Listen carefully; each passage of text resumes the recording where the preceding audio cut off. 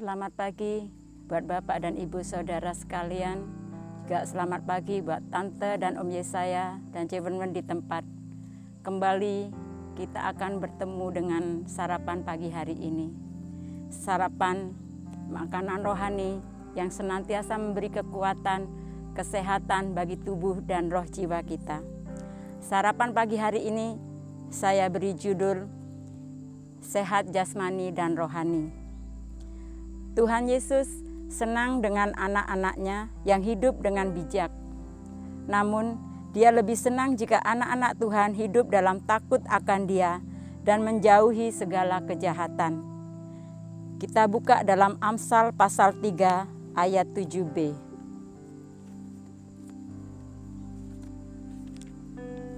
Amsal pasal 3 ayat 7b, demikian firman Tuhan. Takutlah akan Tuhan dan jauhilah kejahatan. Jadi, sebagai anak-anak Tuhan yang mau sehat secara jasmani dan rohani, kita harus menjauhi segala kejahatan, sekecil apapun itu. Juga dalam Amsal pasal 3 ayat 8, demikian firman Tuhan. Itulah yang akan menyembuhkan tubuhmu dan menyegarkan tulang-tulangmu. Ayat ini ada hubungannya dengan kesehatan rohani kita. Banyak orang berusaha menjaga kesehatan mereka dengan cara berolahraga dengan teratur, bahkan menjaga pola makan yang sehat. Apalagi dalam situasi saat ini. Tapi firman Tuhan dalam 1 Timotius pasal 4 ayat yang ke-8.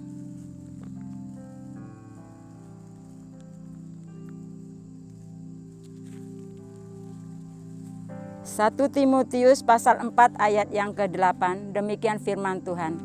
Latihan badani terbatas gunanya, tetapi ibadah itu berguna dalam segala hal, karena mengandung janji baik untuk hidup ini maupun untuk hidup yang akan datang.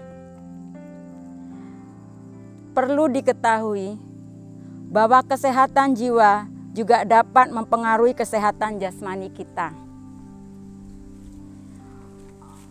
Orang yang ceria, riang dan gembira akan membuat metabolisme sel-sel dalam tubuh kita bekerja dengan baik. Antibodi dalam tubuh kita juga memberikan daya tahan terhadap serangan penyakit apapun. Kita akan baca dalam Amsal pasal 17 ayat yang ke-22. Demikian firman Tuhan. Hati yang gembira adalah obat yang manjur, tetapi semangat yang patah mengeringkan tulang. Hati yang takut akan Tuhan menjadikan hati kita gembira. Jadi gunakan kesehatan yang sudah Tuhan beri untuk memuliakan Dia. Kita akan baca dalam Amsal pasal 3 ayat yang ke-9 dan 10. Demikian firman Tuhan. Muliakanlah Tuhan dengan hartamu dan dengan hasil pertama dari segala penghasilanmu, maka lumbung-lumbungmu akan diisi penuh sampai melimpah-limpah, dan bejana pemerahanmu akan meluap dengan air buah anggurnya. Amin. Jadi bagaimana cara memuliakan Tuhan? Memuliakan Tuhan Yesus dengan pujian dan penyembahan sudah banyak dilakukan dan diketahui oleh anak-anak Tuhan. Namun, Tuhan juga dapat dimuliakan dengan harta dan hasil pertama dari segala penghasilan kita. Sesungguhnya, Tuhan Yesus bukanlah tertarik kepada materi yang kita berikan, karena Dialah yang empunya segalanya, melainkan kepada pengakuan kita bahwa Dialah yang empunya segala harta yang kita miliki. Hari-hari ini, kita sedang menghadapi virus corona yang tidak tahu sampai kapan akan berakhir. Namun, sebagai orang percaya, kita tetap berserah dan mengandalkan Tuhan sepenuhnya.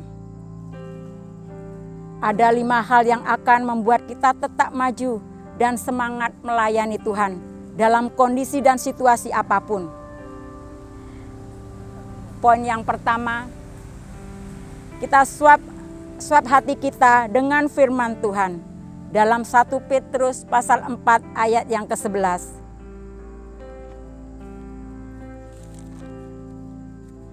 1 Petrus pasal 4 ayat yang ke-11, demikian firman Tuhan.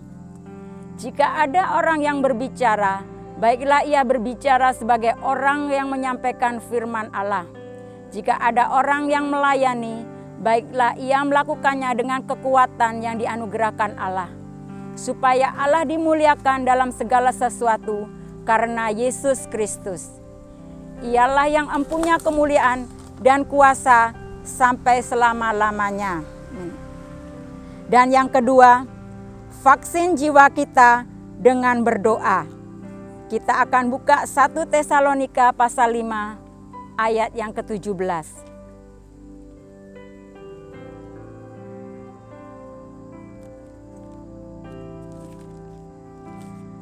1 Tesalonika pasal 5 ayat yang ke-17, demikian firman Tuhan.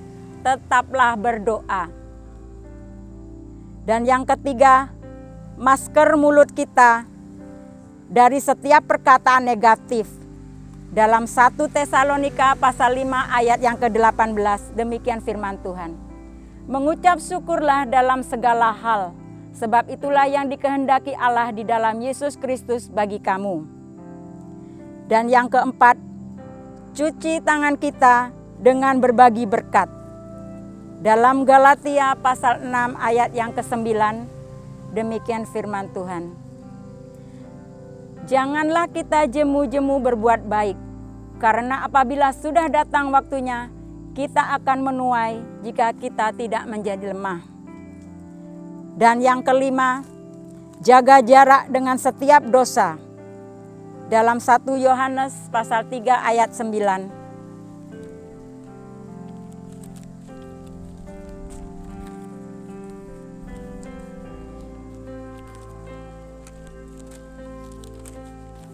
Satu Yohanes pasal 3 ayat yang ke-9.